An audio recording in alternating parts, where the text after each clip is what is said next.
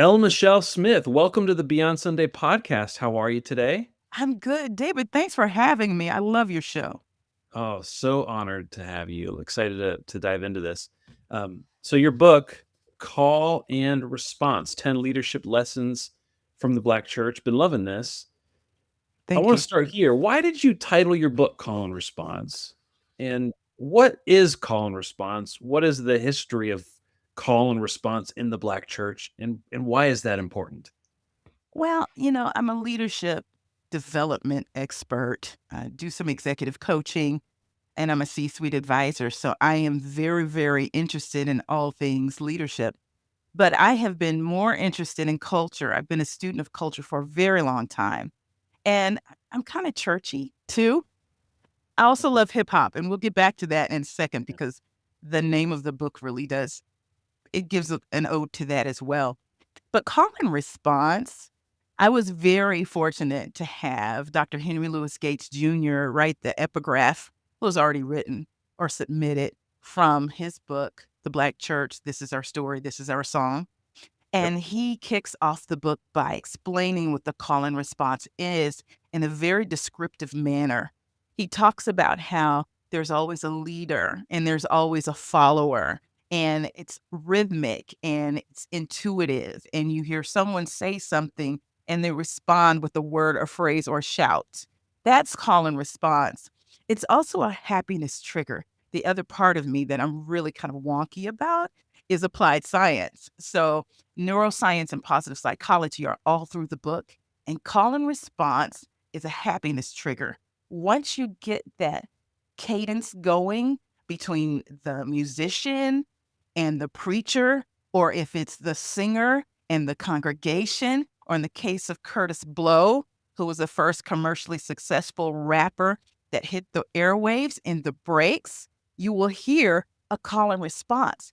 It started, most people think it started in the Black pulpit, but it started in sub Saharan Africa, Mm, in the desert, long before the transatlantic slave trade. And that's really how it got to the United States. And you started to hear it in the work songs and the worship songs of enslaved people. So it has a deep, rich history. And it also was a great metaphor for what leadership really is at its very foundational roots. yeah. So hip hop, huh? Take us into your obsession or your passion for hip hop. When did that start for you? Oh, gee whiz. When was Run DMC? Early 80s, right?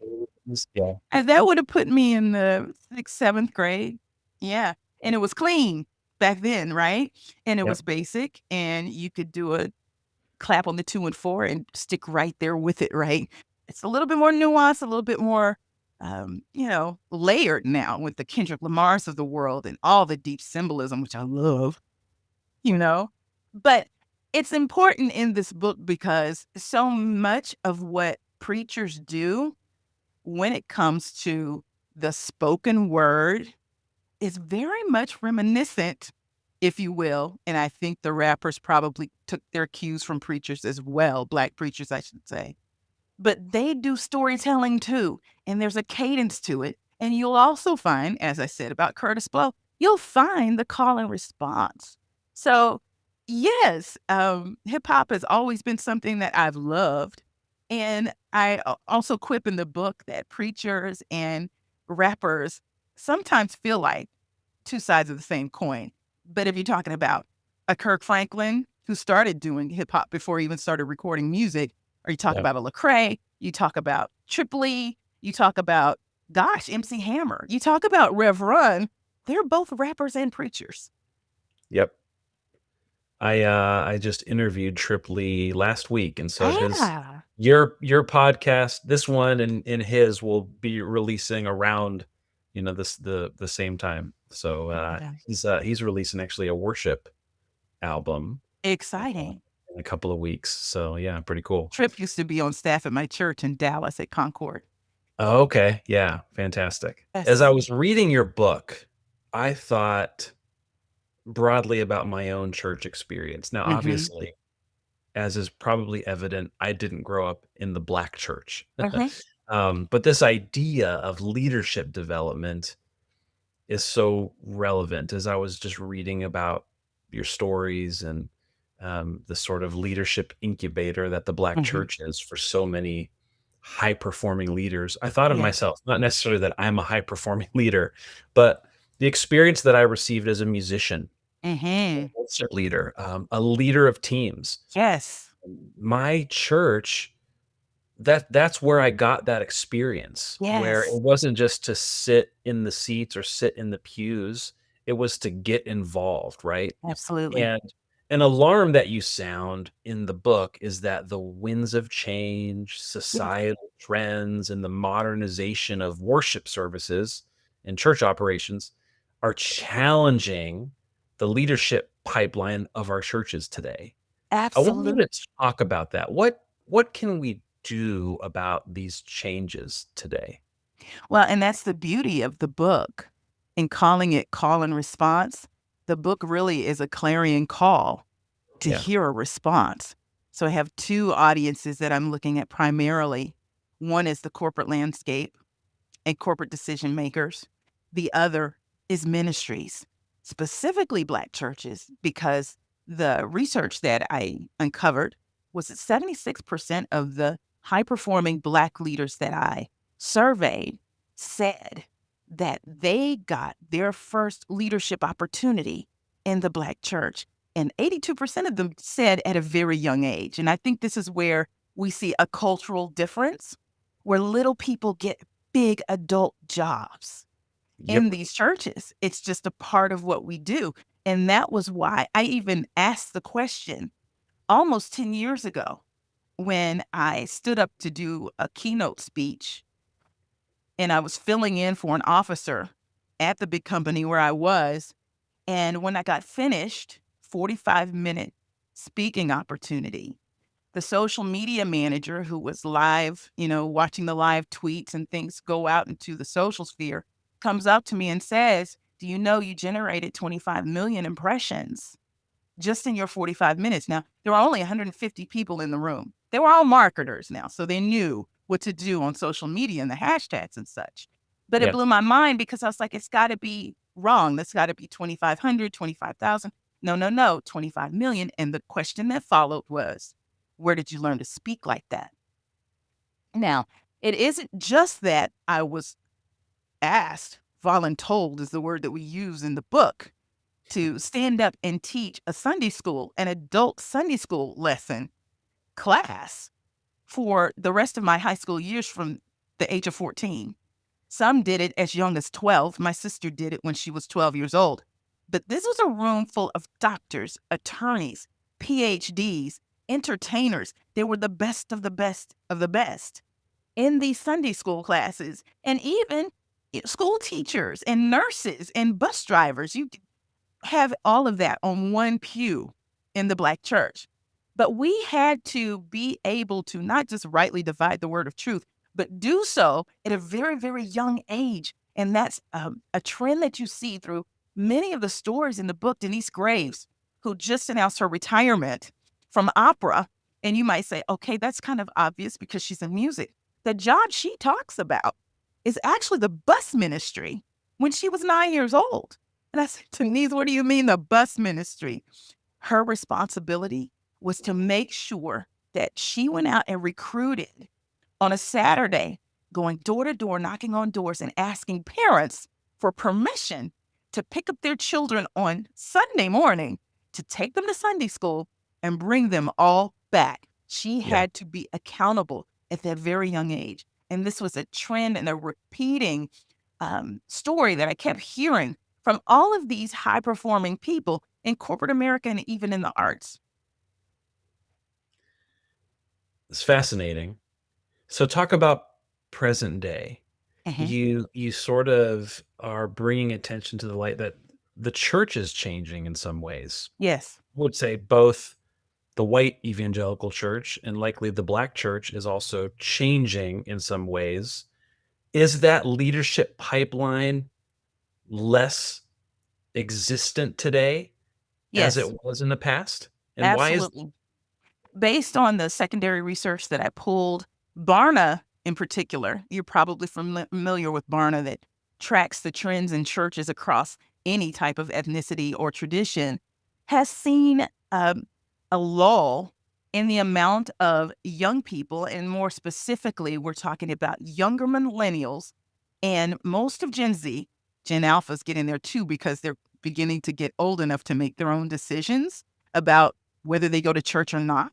And you have parents that are letting children make these decisions more than ever. So there is a New York Times article that came out last year that said Gen X or Gen Z has left the building. And the fact is that many of these experiences that these leaders share, including myself, they all happened when they were younger, but there was this whosoever will mentality, this volunteerism where anybody could get on platform. Anybody could. Come But on. now that we have lights, camera, action, there's a little bit more of a desire for polish. Okay. So when I was pulled upon to sing the lead at 12 years old in front of the adult mass choir, and while I was taking voice coaching at the time, I was given that opportunity and nobody knew I was taking voice coaching. They said, "Hey, Michelle, come sing this song." My daughter doesn't have that same opportunity. And it's also, whether she figured out how to get up there or not with the youth praise team, she'd also have this intimidation factor to get over because suddenly these big lights, suddenly these cameras, suddenly this platform with how many people out there. Now, mind you, I want to make this distinction. There are mega churches out there, but there are still small churches doing what used to be done in the past. So Yeah. I call that the modernization of the church, especially the Black church, where we're taking on more of the characteristics of more white evangelical churches. Wow. So essentially, it's kind of like what you're saying is we're missing out on messy church a little bit. There's something about Yeah. messy church that allows people I like to that get term. some experience, you know, where maybe it's not as polished, it's not Yes. as impressive, Mhm. but what it does is it gets young people experience. It gets them to be close with another leader for mentorship and discipleship and development. And if we sort of erase that from our pipelines, essentially that's what it is. That's been a Yes. leadership pipeline in our churches. If we get rid of that in favor of the show, Yes. well, we're missing out on the potential spiritual and business development of the next generation of leaders. I mean, is that what's at stake? That's what's at stake. That's exactly what's at stake. In fact, I say there's a brain drain in that the leadership pipeline from the pews has a problem. It's slowing down. It's not gushing the way it did. And we talk about young people, but the adults are the same way, especially in the Black church, where you don't have as many opportunities to lead outside of the church building. Just being a part of a marginalized group, you had more chances to lead inside the organization. Now, that could have a world of, challenges, right? Because you're trying on the job, but that's okay. It was amen anyhow. It was take them over to the side and train them if they don't get it right, put them right back in there. We're missing some of that. I've even seen, you know, Black church, traditional Black church, and I want to describe exactly what that is because it is cultural. It's not necessarily race. I want to get back to that. But Yep. there's an intergenerational play that happened naturally. I wrote a Substack that was entitled One of My Best Friends is 80 Years Old. And that wasn't just because she was a spiritual mentor. It did start that way. But she and I, we're going to lunch next week. We're going to grab some salads and some Mediterranean food and kiki like we are the same age because there weren't silos. And the seniors got up and did things just like the young people did. Mhm. And more, we're seeing churches that kind of limited. If you notice, in some churches, the seniors are missing. Where are they? And that tells us that there is an opportunity for mentorship that has gone out the window, and not just one way. Because myself and Eula, that's her name, Eula and I mentor her just like she mentors me. And that lateral mentorship and that upward mentorship with the downward mentorship, if you will, when it comes to age or experience, that's when you get that cross generational power from the Mm. community. And that's something that we need to master in the workplace. So if it's not happening where it was born, where it was easily accessible, how in the world are we supposed to expect people to know how to deal with 5 generations in the workplace? Yeah, it's like when you silo off the seniors, you silo off the children, Yeah. you silo off the disabled. Let's kind of give them their own space, and then you have a small subset of people on a platform, sort of performing for the church to Yes. consume, in a sense. Yes. And I love what you're saying so much. It upsets a lot of what we've come to expect in the church today Yeah. in terms of excellence and performance and all of that. But I think it would be so healthy for us. Imagine seeing a 11-year-old leading in worship Yes. alongside of a 65-year-old worship leader in your. Just imagine what that would Imagine. communicate to people, And right? isn't that what heaven's going to look like? Yeah, absolutely. And I think there's this irrational fear that we have that if we don't maintain sort of this Nashville, Hollywood Mm. standard of excellence, that people are just gonna up and leave. They're gonna go find a better show down the road. And you And know I'm what, like, David? It's kind of a cyclical thing. One of the professors at Texas Christian University that I'll be going out there in the next few weeks to have this conversation as well.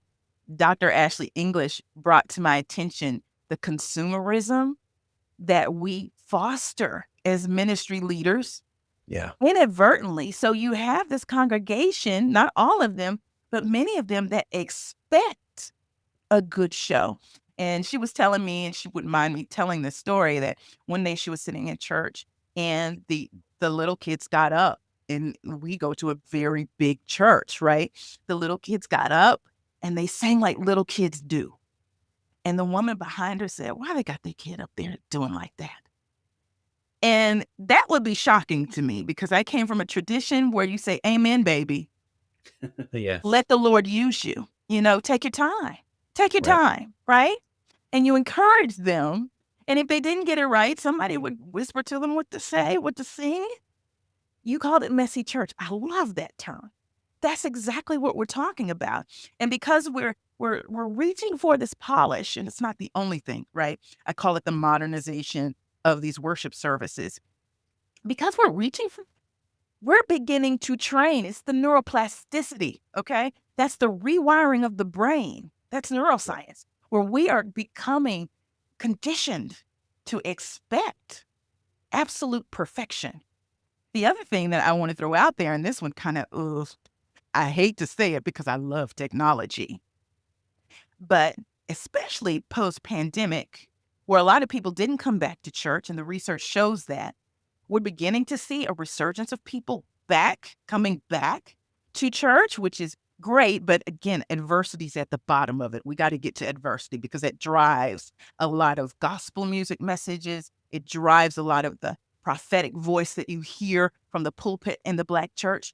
But technology, I'm hearing from HR leaders just in the workplace, in the secular world, there's a generation that doesn't know how to communicate very well because they're doing a lot of things that are not in person.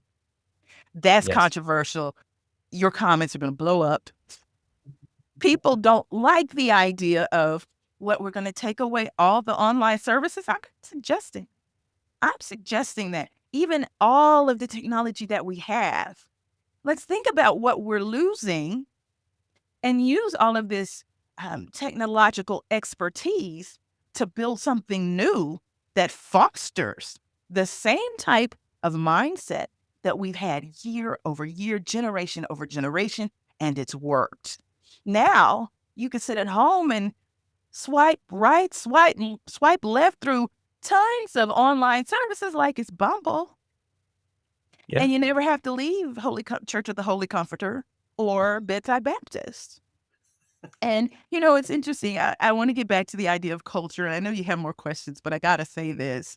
No, you're good. I say culture is the thing that makes your squad a squad, but to Yeah. give it a little bit more depth, okay?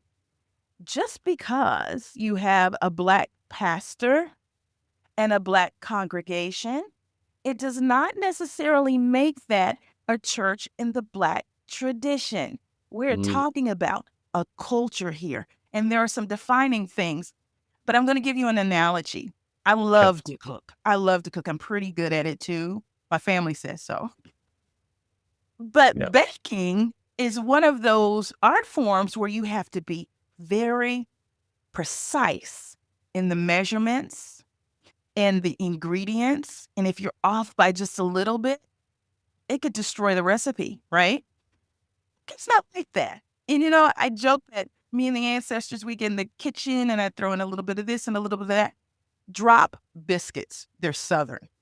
All my Southerners know what those are. I love them. And I wanted to make some because they're a lot like my mom's. I Yeah. messed up. I've made them twice, went right by the recipe. This time I decided I was going to use less flour. But what did I do? I didn't cut the baking soda and I didn't cut the salt. I didn't realize that until my daughter and I were having the biscuits and she's dipping it in honey.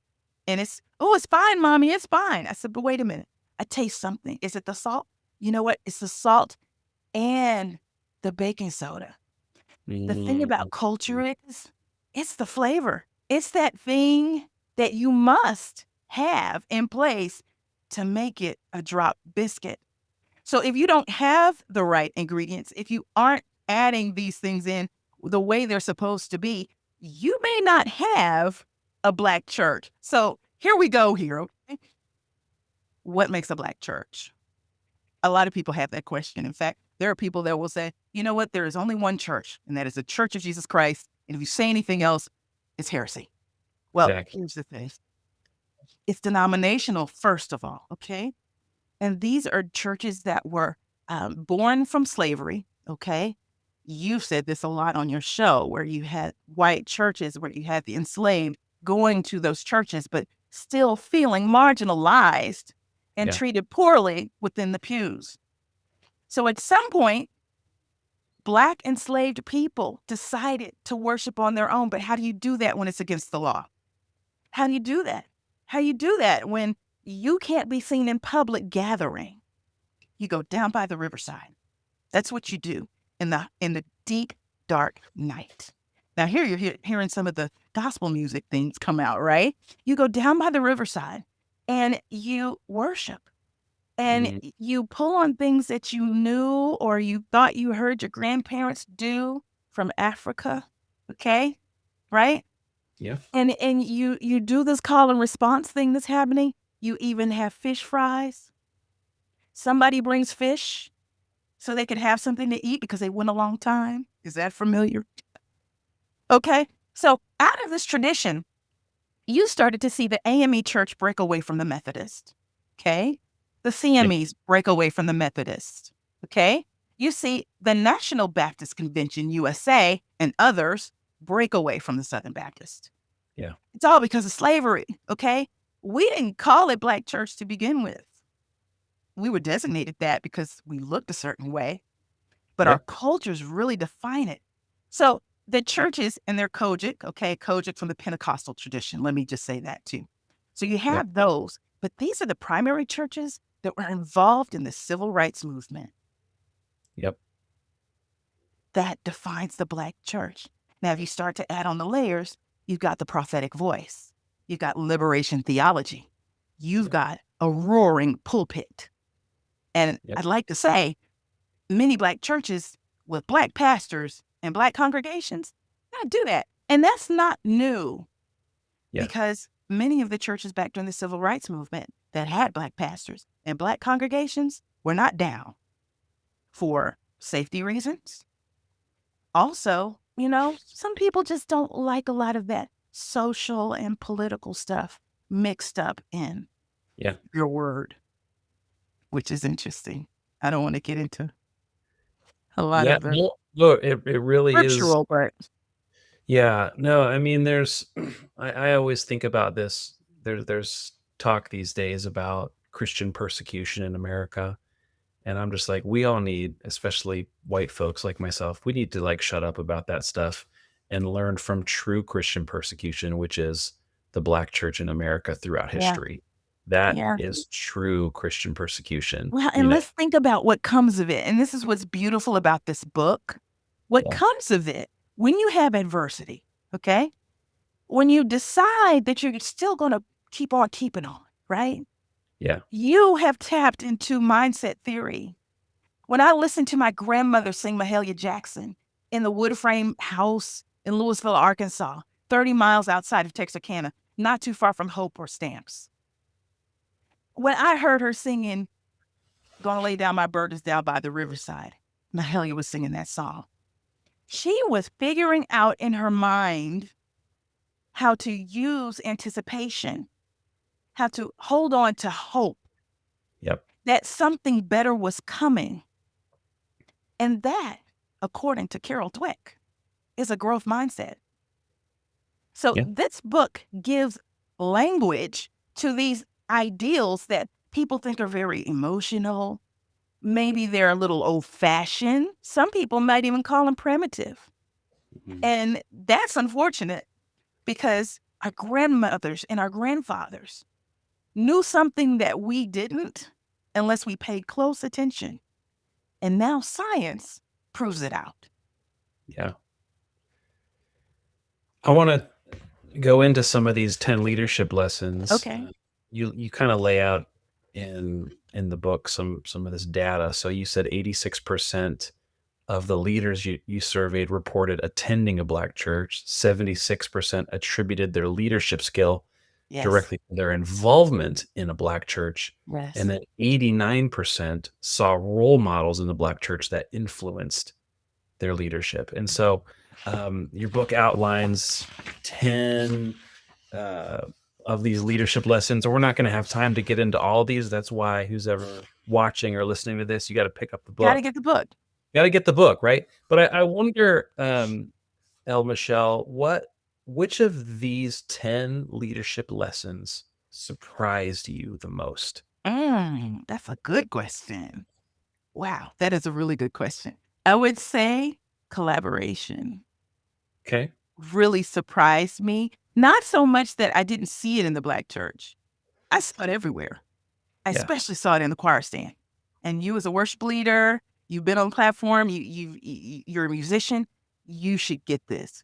This is the area where I saw so many of the high performing leaders that I spoke to who weren't necessarily singers that, served in the choir or served on the praise team or served in some way in the music ministry.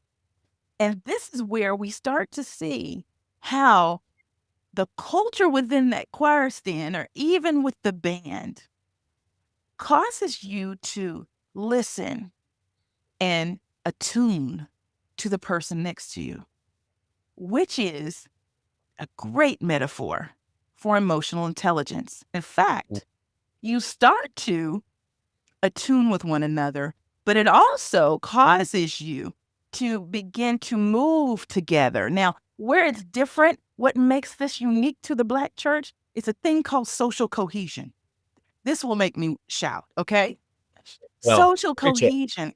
This term is all about shared experiences built in adversity that cause you to bond generation over generation. It means that Black folk can show up in the same room, in the same space, and kind of feel what the other one wants to do. I'll give you a great example, and this is a good one because it's secular, but you'll see. Yeah. There's a video that went viral last year. Lots of people coming out of a SZA concert, okay? So they're moving very slowly because they're wall to wall. They're like 15, 20 people deep trying to make it down these stairs. Okay. So they're moving very slowly, and someone starts singing. melodies from heaven. Why did all hundreds of thousands of these people break into harmony, sing this song like they were directed by Kirk himself? It was a beautiful thing. Now, you would say, oh, because they all know the song. Yeah, but they all have that shared experience, and they also share the experience through gospel music. Social Mm, cohesion is a bonding, something that's etched on our DNA. That yeah. means when we come together and sing gospel music, which is a happiness trigger, by the way, there's a, uh hormone cocktail that goes off in the brain. Okay. It's oxytocin, which is the Mhm. bonding hormone. That's the love hormone. That's the trust hormone. You get that going with a dopamine hit, that makes you happy. And then there's serotonin that calms you. And neuroscience says with a calm mind, you can focus. With a calm mind, if you can focus, you can get to insight. And you don't have creativity or innovation without insight.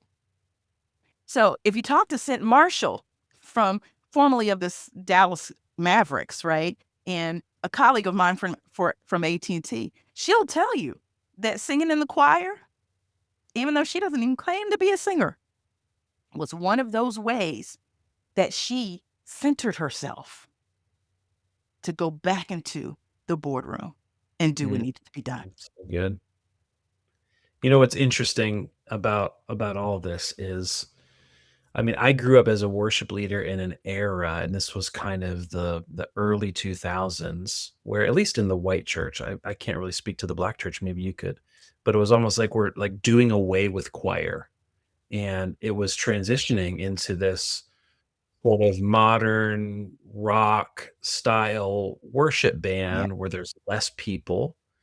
And what I remember from that time is how hard that was for so many people because they viewed the choir not just as a place for them to sing, but it was a community for them. Yes. It was in so many churches, it was kind of erased because it was a little cringy. Kinda like what we were talking about before with messy Miss church. Church. Like, let's do away with some of these cringy things, but you don't necessarily count the cost of what that does to people's souls in your community when you essentially erase all of these opportunities for young and old, like we were saying before, to get involved. Have you noticed in the black church in the last 26 years, 25 Absolutely. years, any of those sort of trends? Absolutely.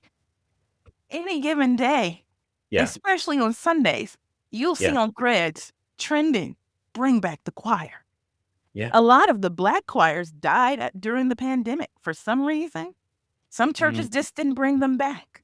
But Yeah. yes, around the same, it wasn't the same time. It's usually after it. It works like white flight, right? Yeah. White flight happens, black folks move in. There's black flight too. Sometimes we follow and go out to those suburbs. Same thing happens in the black church, in some black churches, where you're not being intentional about holding on to these traditions. Yes, we had put praise teams. I was a member of praise team for a long time. In fact, in my childhood church, Good Street Baptist Church, where we used to do devotion and the deacons would be on bended knee, on chairs, moaning, doing old 100s. At some point, the young people said, well, why don't we stand up? We were seeing this in the white churches. I went to a private Christian academy, so I was seeing it there.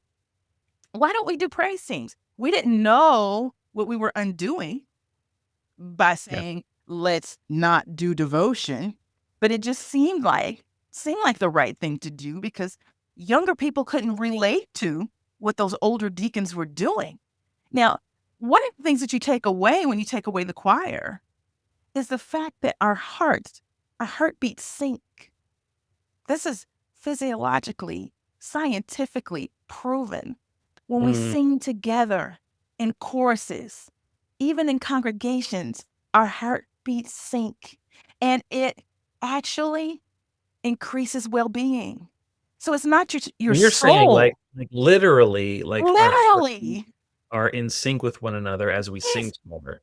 your Fascinating. brains start to sync and they call it attunement, excuse me, attunement.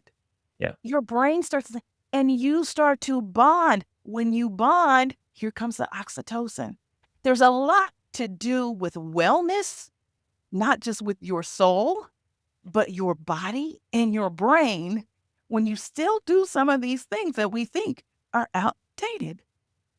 And Yeah. this is the beautiful thing about it, David. You may be saying, this is all fine and good. El Michelle, you grew up in the Black church. Carla Harris was exposed to the Black church and went to the Black church, even though she was Catholic. That's a story you need to see. But what does that have to do with me? I'm a white guy. What does that have to do with me? I'm Hispanic. I'm Asian. The science allows me to give language to this leadership theory. And with the leadership theory, anybody can build the muscle. So there's a Yeah. framework that comes out of the book. And it's not in the book. I hint towards there's a whole curriculum where we're talking about, I call it the leadership revival framework, okay? Where we're going to revive heart centered leadership. And Mm. everybody can do it because um, these 10 leadership lessons are divided. I found a natural pattern in self work, relationship work, and world work where you go and make impact. These 10 leadership lessons fall into those categories. And so, with the leadership theory, anybody can take on these leadership lessons. You might not have done it way back when you were 12, but you could start today. And Yeah. that's the challenge that I'm giving to corporations and businesses and universities. For the churches, I'm saying, hey, why don't we first be a little bit more intentional about building these leaders? Because this happened in the Black church. We weren't thinking about it. We weren't saying we're going to raise these leaders and send them out into corporate America. We weren't saying that. What Yeah. if we said that? Yeah. What if we said that? What if we could create? What if we could build muscle and create more Carla Harris's from Morgan Stanley? What Mm. what if we could do that?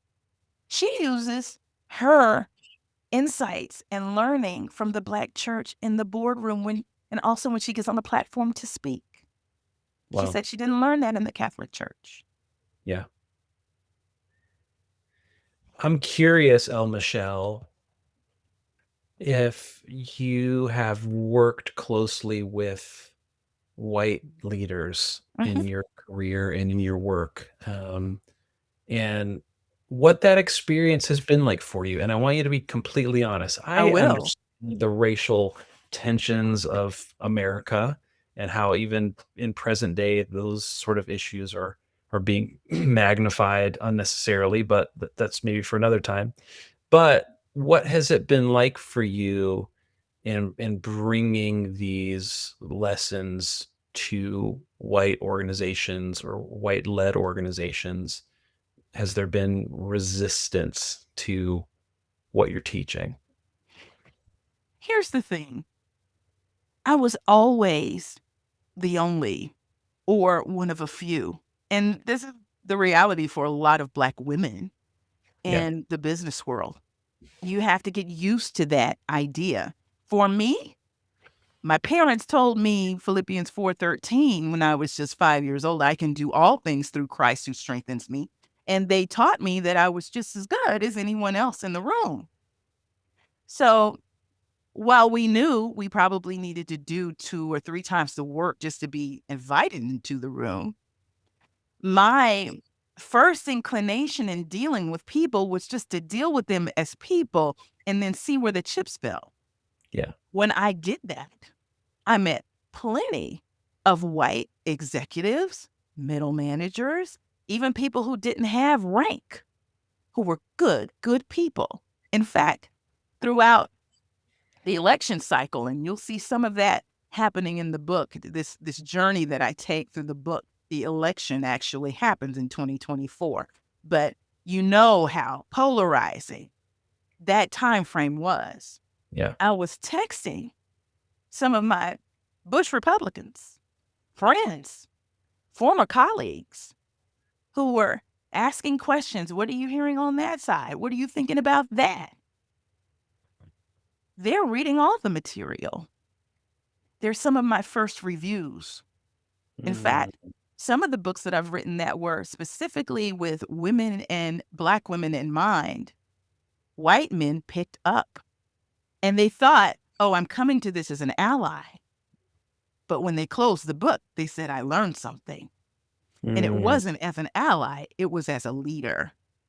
So, one of the things that I've done, especially through the last several years of my career in strategic comms, but now as a leadership expert, is to always, when I talk about culture, which actually opens itself up to all people. That's the beautiful thing about culture. Race, not so much. Culture, yes, very inviting. Come on in. In fact, plenty of Black churches have all sorts of people in them, including white people. So, yeah, come on, right?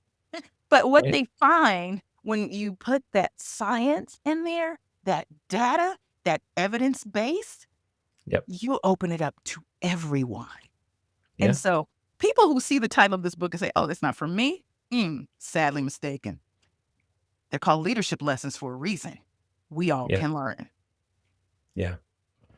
Yeah. I love it. When I look at a book like this, I'm thinking, what can I learn from the Black church? I mean, I've been the last 2 years, I would say, is just have done a deep dive on the Black church and have read as many books as I can, about the civil rights era and Black history in America. And to me, it's a fascinating history. I love learning about it, but I also realize that for some, they're sort of culturally conditioned to tune it out, Mhm. right?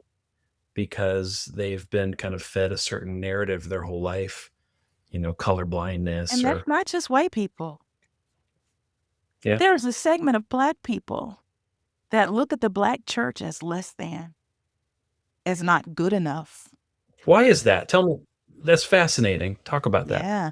Well, some you could see, and I'm not a historian, but I've read a bit, and I'm a huge fan of Dr. Gates, and I read Yeah. his books and I watch his documentaries. The Great Migration had a lot to do with it because Southern Blacks had one way of worshiping, and as Mm, you went further north and into the middle America, into Chicago and such, there was a more of a high church tradition. You know what I mean by high church? A yeah. lot more structured, a lot less emotion, right? And Right. honestly, I, it mimicked white church. Let's Yeah. just be honest, right? So here come these Southerners, these Black Southerners migrating to these areas. And some of I'm not even going to call out denominations, but some of these Black churches in these, areas poo pooed on the Black Southern Baptist primarily traditions that Baptist fit you hear people Mhm. talking about.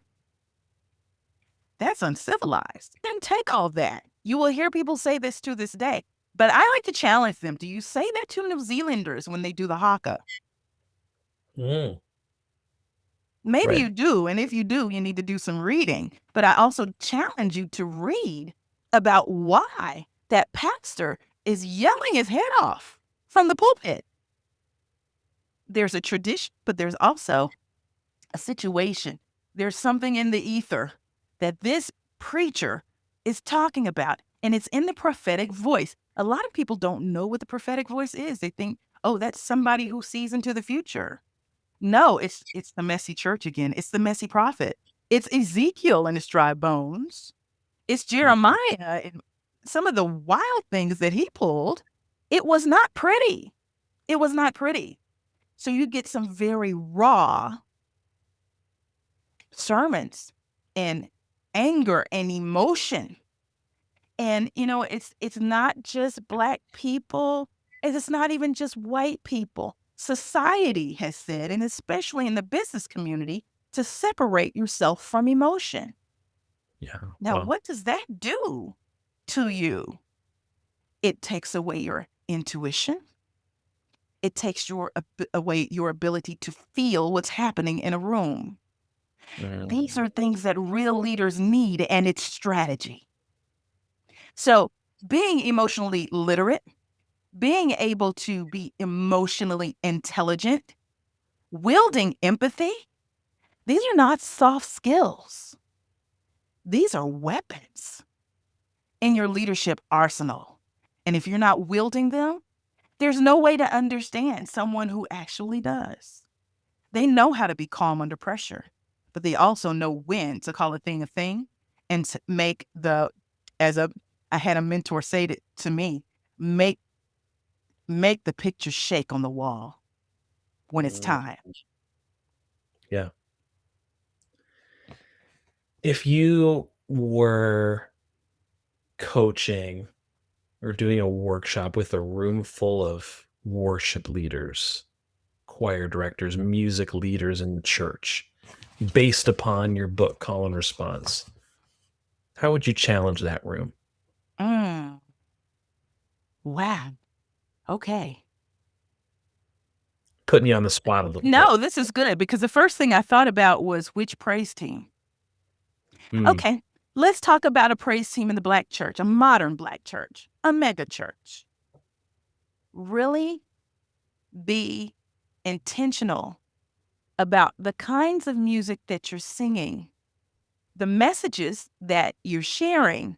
Make sure that you understand where those messages come from, where some of the Christian contemporary music actually comes from. Is it actually diametrically opposed to who we are? Okay. Make sure that you are sprinkling in some of that gospel music and understand where those messages come from and how they have helped your community and they help anybody, to be frank, and yeah. why. There is this underlying overcoming, pushing through, keep on keeping on message in gospel music that allows us to grab onto what we call hope theory. And that's science, okay? We know hope as one of those um, things in scripture, you know? It's Christian. Hope is, that's good. My hope is built on nothing less than Jesus' blood and righteousness, right? Yeah. But hope is science too. Let's talk about hope theory. Hope isn't just wishing because hope has a plan. Hope has three aspects: it's goals thinking, it's pathways thinking, and it's agency thinking. Mm, Goals thinking says, you know what? I need to use anticipation in order to start to plan my way out. It allows you to see your way out. It gives you the ability to say, there's something else, and that will give you hope. Pathway says that there's more than one way. Thinking says, I've done it before. Let's reflect. That's mindfulness. Let's reflect on what God has done for us before, what He's allowed me to do before. I can do it again. You see how this works? These yeah. are messages that actually help individuals. Sometimes some of the Christian contemporary music is so nebulous and it's good. It can make Yeah. you feel good, but it doesn't have that depth, especially for a people who are still trying to push through. Yeah. And No, war, that's it right there. What I yeah, would say is gospel music is sort of collective overcoming. We will overcome together. yes, Whereas overcoming language typically in the white church is more personal. I will overcome my financial challenges. I will overcome my problems. It's almost like we're conditioned. It's not all bad, but we're conditioned to see faith as a personal me and God, right, as the prophetic tradition of the Black church says, we will overcome together, hand in yes, hand, side by side. God is going to bring us through. And that's a yes, lesson we need to learn in the white church because faith is not just individual, it's together, it's community, right? yes. And when you sing songs that don't include that, scientifically, if you don't mind me saying, Yeah. community is the antidote to isolation. Your Mm, brain can't even function at its optimal without community. That's one of the leadership lessons, community, yeah. and how you do bond, and how moving together, power with instead of power over, allows you to do some amazing things. Think back to the civil rights movement. Mm. Amazing things, under resourced, but amazing thing. Hope again, it allows your prefrontal cortex to kick into gear. When Yeah. things seem like there's no way out, hope gets your executive function rewired, just jump started, okay? So now you're beginning to think clearly. If you decide that you're going to take hope out of things, hope also says that you can't do it alone. You've got to have other people. It's hard to be hopeful in isolation. So we Yeah. really need to be thinking about the messages that we're giving from the platform. And again, it's repetition, it's neuroplasticity. They hear it again and again and again. They're conditioned. And it's hard to rewire the brain to break habits. So you have to Yeah. start some new ones. Yeah. Is there a leadership lesson that had like 100%, uh, you know, presence in everybody that you surveyed? Oh, Like faith and purpose. It faith and wasn't purpose? 100%. It was like a Okay. high 80s. Yes. If you'll Okay. notice in the book, 1 through 10, they show up in the book in ranking order. In order. Okay. So faith and purpose are there for everybody. That was the number one leadership lesson. Yep. And faith, for people who are not of faith, they may say, well, how does that apply to me? Well, research in positive psychology says that if you have faith in something, your well being and your success is going to be more than someone who does not. So it doesn't even have to be a faith in God. But you know what? That's the secret sauce. That's the part that we don't really put in the book, but that's the secret sauce. The faith in something allows you to move forward faster, move forward together. And the purpose, understanding your why and your context in this world, that's the fuel that makes really great leaders lead in extraordinary ways. If you don't know your purpose, how do you know how to move forward? You've got to know your why. And Right. people, bless everyone's heart that have been told from the pulpit, know your purpose, but then they don't show you how. Yeah. It happens a lot in church, black, white, or otherwise. You got to know your purpose, but they don't share with you how to unfold that. And I say they're keys to your future and your past. It has a lot to do with knowing yourself and Yeah. knowing what God has planned for you and understanding that when you're working for others and serving others, you can find your purpose because it's going to feel good and it's going to click. Again, emotion. We can't be separated from it. Yeah. Who's been your biggest inspiration in doing what you're doing in your life and today? Who's inspired you the most or mentored you the most? Who do you look at as, I wouldn't be doing what I'm today if it wasn't for this person? Yeah, I I quip that I'm using every talent and every skill in my toolkit at this point in my career. But it is a Hmm. little bit different than what I've been doing in the past. I mentioned that I was the over 25 years in strategic communication, and that helps me to get the word out. That's for sure. But what I'm doing right now was so important to me. I was already speaking. I was going everywhere and speaking.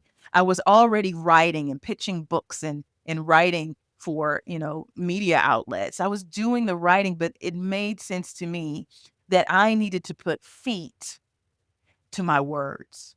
It Yeah. wasn't just enough to say it, write it, speak it. I needed to be doing it. So I would say in this context that Valerie Burton, you may have heard her name before, she is a positive psychology coaching guru. You may have seen her on the Today Show, but she and I have been friends for more than 25 years. And Wow. it Okay. wasn't until one day I saw her coaching, which I already knew she was a coach. This wasn't new. I'd known her for 25 years. In fact, I was a PR person, one of her first PR people when she first started writing and speaking. I knew what she did. But one of her ads said, you know, come to this coach training intensive and try it out and see if this is a way for you to meet the goals that you want to meet and helping co-create leaders and also better lives for people. And I was like, I wonder if that's something that I could use with what I'm writing about and what I'm speaking about. So I went to her coach training intensive out of sheer curiosity at the CAP Institute. And the first day I was there, I saw her laser coach someone on a couch that they had on a platform. She called someone up randomly and started to coach her. Now, what people don't understand about coaching, because there are a lot of people out there calling themselves coaches with no real credentials, is that Yeah. using positive psychology, you're able to pull answers out of people. Yeah. And it's because of intrinsic motivation. The whole idea is that if people come up with their own ideas, and many of them, they'll come up with the best one, not just for themselves, but for the goal they're after. And I watched her meticulously use questions to move this person forward. Now, I'm an ex-journalist, so I can question all day long. I know about, open-ended questions. I know the difference between these questions. But the way she was using these questions to move these people forward right before our eyes, I was like, that's exactly how I am going to walk out my talk. So I Wow. went through all the training, and Valerie Burton is that person that inspired me to do what I'm doing today. I love it. El Michelle, we'll close with this. This has been so rich. I feel like we could just We talk could for hours. You're a wealth of wisdom and research and insight, and I want to encourage everybody to pick up the book because it's just so full of so much wisdom. But we'll end with this. There's so much division in our world right now, so much outrage, so much despair, discouragement. What word would you have just for folks today that are feeling the weight of everything right now, the weight of overwhelm, the weight of discouragement? What would be your word of challenge or encouragement today? Sometimes we have to look back to look forward and know where we need to go. And those things that seem old fashioned, that may seem outdated, there might have been a real reason for the people that came before doing what they did. I'm speaking specifically about older generations, especially in the Black community, but even some of those that aren't. If they were good natured people, there are some things that they were doing that maybe we need to look back on. And I call it heart centered leadership. These are people who looked at what was fair. They didn't have fancy words about it, right? They looked at things that were courageous, right? And they also used their emotions. They didn't call it emotionally intelligent, but they sensed what someone else was feeling. And they tried to act in a way that made room for someone else, you know? Treat somebody the way they wanted to be treated, respect someone the way they want to be respected. That's really all we need. I think sometimes we get bogged down in the verbiage, and we've seen certain factions strike down the verbiage. Okay. But what Yeah. if we didn't have that verbiage? I'd say decode it.